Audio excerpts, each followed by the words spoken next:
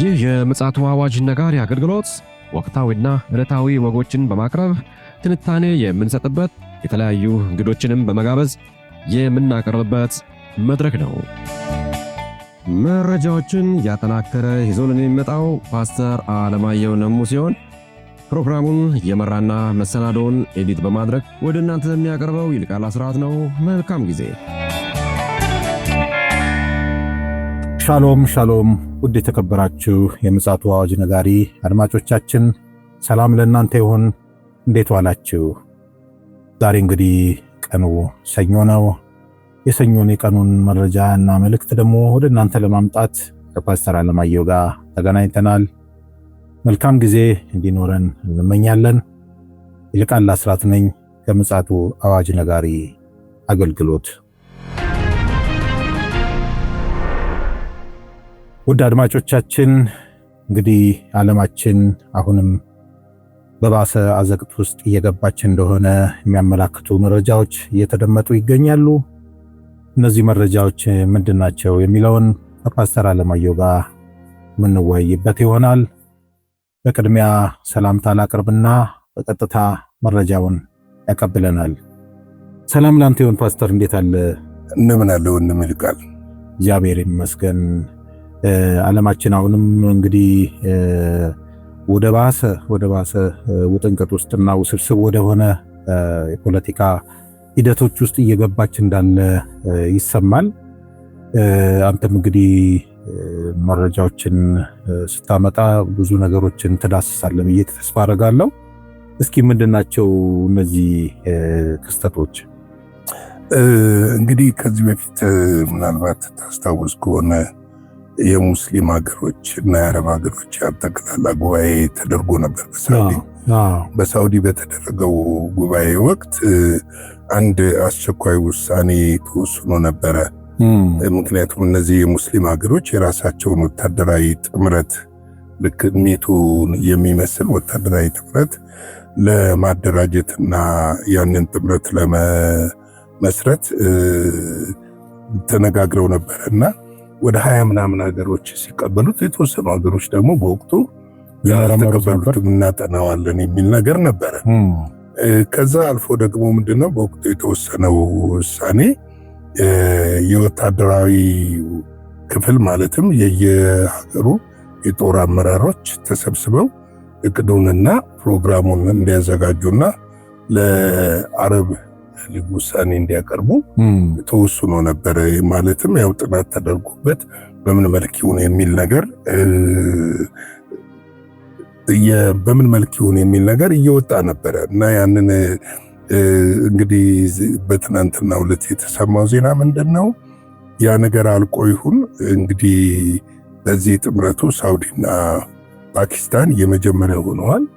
ወታደራዊ ስምምነቱን ፈርመዋል። የፓኪስታንና እንግዲህ የሳውዲ ወታደራዊ ስምምነት መፈረም ብቻ ሳይሆን እስላማዊ ኔቶ በሚል አዲስ ወታደራዊ ህብረት ማቋቋማቸውን ይፋ አድርገዋል። ይህንን ይፋ የተደረገውን ደግሞ ተርኪ በትናንትናው ዕለት እሷም ፈርማ ተቀላቅላለች እና ሌሎችም አገሮች በዝግጅት ላይ እንዳሉ ተናግረዋል። ይህንን ለመቀላቀልና መደበኛ የጦር ቤዙ የሚሆነው ሳውዲ ቀይ ባህርን ተንተርሶ እንዲሆን አስቀምጠዋል። እንግዲህ ወታደራዊ ቤዙና ምንድነው ዓላማው? ልክ እንደ ኔቶ አንቀጽ 5 የትኛውም የአረብ ሀገር ወይም ደግሞ የሙስሊም ሀገር በሚነካበት ሰዓት አብሮ አጋር ሆኖ በጦር ለመቆም የተወሰነ እንደሆነ ለማመልከት ተችሏል። እንግዲህ ይሄ አስቸኳይ የሆነው ስብሰባ ካደረጉ በኋላ ይህንን ድጋፍ ፊርማ የቱርክ መፈረም ብዙዎችን አነጋጋሪ አድርጓል። እንደውም ትቀድማለች ተብሎ የነበረው ኳታር ነበረች። ምክንያቱም ባለፈው ከፍተኛ የሆነ የእስራኤል ጥቃት ከደረሰባት በኋላ ነው ይህ ሐሳብም በእርግጥ ነበረ ሐሳቡ የረጅም ጊዜ ሐሳብ ነው። በተለይ ደግሞ ምንድነው ኢራቅ ከተመታች በኋላ የቀረቡ ሐሳቦች ነበሩ። እነዚህ ሐሳቦች ሲንከባለሉ መጥተው ነገር ግን ኳታር በምትመታበት እስራኤል በምትመታበት ሰዓት ይህ ኃይል እውን መሆን አለበት የሚለው ነገር እንደገና ነው ተቀስቅሶ የመጣው እና ይሄኛው ጥምረት አሁን ላይ ሲከሰት እንደው በኔ ግምገማ በእርግጥ የዓለማችን የፖለቲካ ቅርጽ እየተለወጠ መጥቷል። ሁለተኛ ደግሞ የእስራኤል በሶማሌላንድ ቤዟን ወይ ደግሞ ምልቋን መጣሏ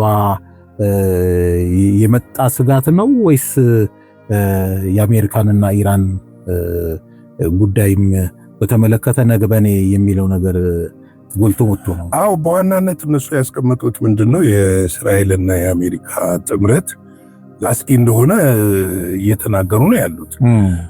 ሁለተኛው አይሆንም ትተሽ ይሆናልን ያዥ የሚል ቢል አለ። ነገም ወይ በእኛ ላይ ሊሆን ይችላል የሚል ስጋት አለ። በተለይ እስራኤልን አረቦቹ እንደማይቀበሏት እንደማያምኗት አንተም ታውቃለህ። ከእስራኤል ጀርባ ደግሞ አሜሪካ አለች።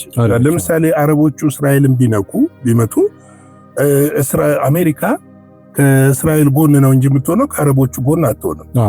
ስለዚህ እነዚህ ነገሮችን ተመልክተው እና አሁን ያለው ደግሞ የዓለም ጂኦፖለቲክሱን ተመልክተው የጦር አወቃቀሩን ተመልክተው የወሰኑት ይመስላል። በእርግጥ የቆየ እሳቤ ቢሆንም አሁን ላይ ቀጥታ ዝግጅት እንዲደረግ ነው የተወሰነው። እንግዲህ ፓኪስታን ለሙስሊሙ ሀገሮች የኒኩለር ሽፋን ለመስጠት ነው በዋናነት ጥምረቱን ስትቀላቀል ያቀረበችው ለዋስትና የኒኩለር ዋስትና ለሁሉ ለሙስሊም ሀገሮችና ለአረብ ሀገሮች ለመስጠት ወስናለች። ነገር ግን ደግሞ ቱርክ ከአውሮፓ የኔቶ አባል ሀገር ነች። ከአውሮፓውያን ጋር የአውሮፓ ህብረት አባል ባትሆንም ነገር ግን በዛ ያላትን ልምድ ታጋራለች ተብሎ ይጠበቃል። ይሄ ብቻ ሳይሆን ለምሳሌ አሁን በጣም ዘመናዊ ወታደር ካላቸው አገሮች አንዷ ቱርክ ነች እና የድሮን ልምዷንም በድሮንም ልምዷን እንደምታጋራ እየተጠበቀ ነው ያለው። ይሄ ብቻ ሳይሆን በዚህ ወታደራዊ ጥምረት ከፍተኛውን ወታደራዊ ሽፋን ለመስጠትም ዝግጁ መሆኗን አረጋግጣለች። አሁን የነዚህ የአረብ ጥምረቶችን ምናልባትም በቀጣይ ኳታር ትቀላቀላለች ተብሎ ይጠበቃል። የአረብና የሙስሊም ሀገር በቀጣይ ኳታር ትቀላቀላለች ተብሎ ይጠበቃል። ከዛ በኋላ ደግሞ ኦማን እና ባህሬን ይቀላቀላሉ ተብሎ ይጠበቃል። እንደዚሁም ደግሞ ግብፅና ሌሎች የሙስሊም ሀገሮች ጥምረቱን ይቀላቀላሉ ተብሎ ይጠበቃል። እንግዲህ የጥምረቱ መጠናከር ምንድነው ድምታው ነው? አሁን ቁልፉ ጥያቄ ምንድነው የሚያመጣው ለውጥ ነው የሚለው። አሁን መካከለኛው ምስራቅ ላይ ያለው ነገር ጀነራሊ ስትመለከተው ሁልጊዜም ቀይ መብራት እንደበራ ያለ ቀጠና ነው። ቀጠናው ኦሬዲ በቃ የዓለም የእምብርት ነው። የዓለም የጦርነት ቀጠና ነው። ይሄ የጦርነት ቀጠና ከመሆኑ አንጻር ወደፊት በዚህ ቀጠና አካባቢ ለሚፈጠረው ነገር አንድ ሌላ አዲስ ወታደራዊ ኃይል እየመጣ ነው ማለት ነው። ይሄ ወታደራዊ ኃይል ደግሞ የሚገዳደረው ከማን ነው የሚል ነው። አሁን እንደ ሽፋን እየተወሰደ ያለው ኢራንን ነው። ምክንያቱም ኢራን ከቱርክም ሆነ ከሳውዲ ጋር ያላት ሪሌሽን ብዙ እንትን አይደለም፣ ጠንካራ አይደለም እና ስጋትም አላቸው። እንደ ዋና እያስቀመጡ ያሉት ኢራንን ነው እስራኤልን ነው። እንደ ቀጥሎ እያስቀመጡ ያሉት ኢራንን ነው እያስቀመጡ ያሉት። በእርግጥ ደግሞ የእስራኤል አብርሃም አኮርድ በሚል ሽፋን የግዛት መስፋፋትን አረቦቹ አጥብቀው ይቃወማሉ። ለምሳሌ የሲና በረሃን ትፈልጋለች። የሲና በረሃ ደግሞ ከሳውዲ ድረስ ይደርሳል። ጆርዳን ላይ መሬት ትፈልጋለች። ሊባኖን ላይ መሬት ትፈልጋለች። ሶሪያ ላይ መሬት ትፈልጋለች። እነዚህን ነገሮች ስትመለከተው የእስራኤል ወታደራዊ አቅም እየፈረጠመ መምጣትና በተለይም ደግሞ በአሜሪካ መታገስ አንድ ሳምባ መሆናቸው ቀጠናውን ስጋት ላይ ጥሎታል። ልክ ነው። ገብቶሃል? ቀጠናውን ስጋት ላይ ስለጣለው ይሄንን ስጋት ለመቋቋም ይህ ወታደራዊ ቤዝ ያስፈልጋል። ሌላው ሁለተኛው አስፈላጊ የሆነበት ምክንያት አሁን ላይ ቀይ ባህር ላይ እየመጣ ያለው ወታደራዊ አቅሞች በተለይም ደግሞ ስትመለከት ሱዳን አካባቢ የራሽያ ጦር ቤዝ አለ። ወደ ታች ስትወርድ የአሜሪካ የጦር ቤዝ አለ፣ የቻይና የጦር ቤዝ አለ።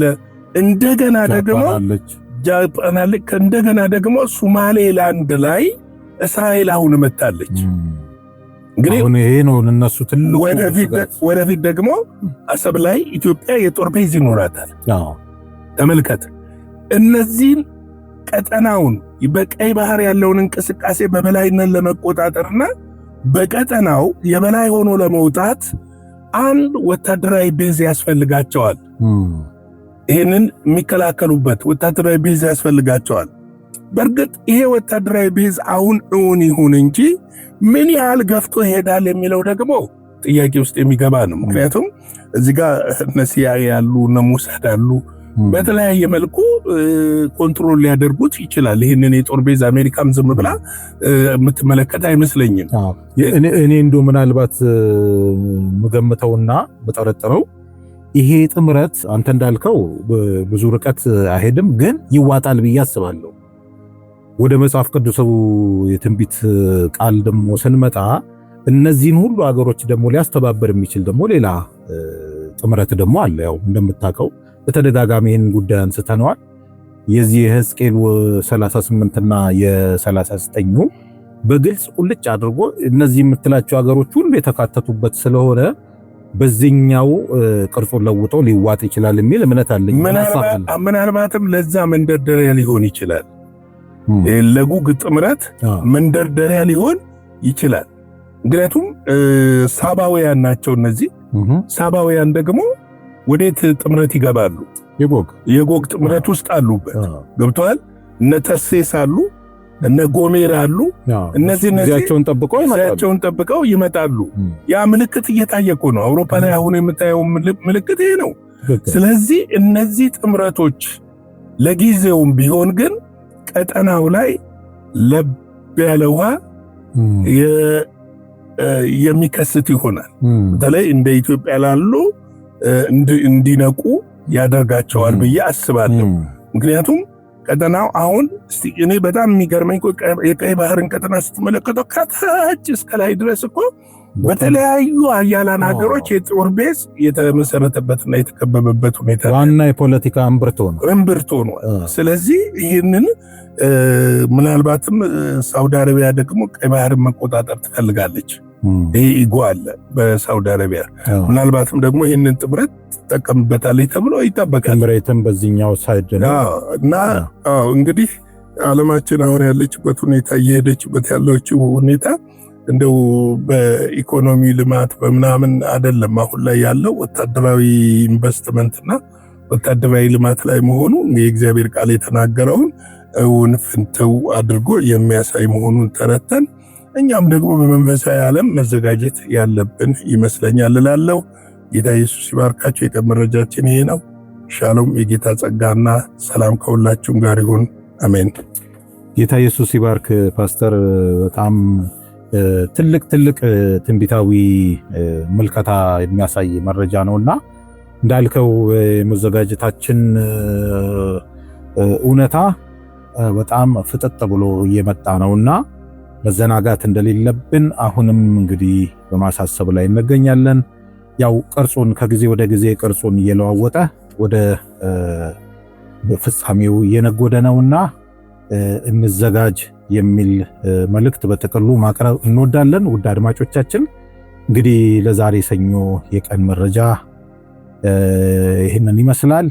በምሽቱ ደግሞ በሌላ መረጃና መልእክት ደግሞ ተመልሰን እንመጣለን። እስከዚያው ሰዓት ድረስ የእግዚአብሔር ምሕረት፣ ቸርነት፣ ጸጋ ከእያንዳንዳችን ጋር ይሁን። ሻሎም። ለዛሬ ይዘን የመጣነው ወቅታዊ መረጃ ይህንን ይመስል ነበረ። በሌላ ጊዜ በሌላ መሰናዶ እስከምንገናኝ ሰላም ለእናንተ ይሁን።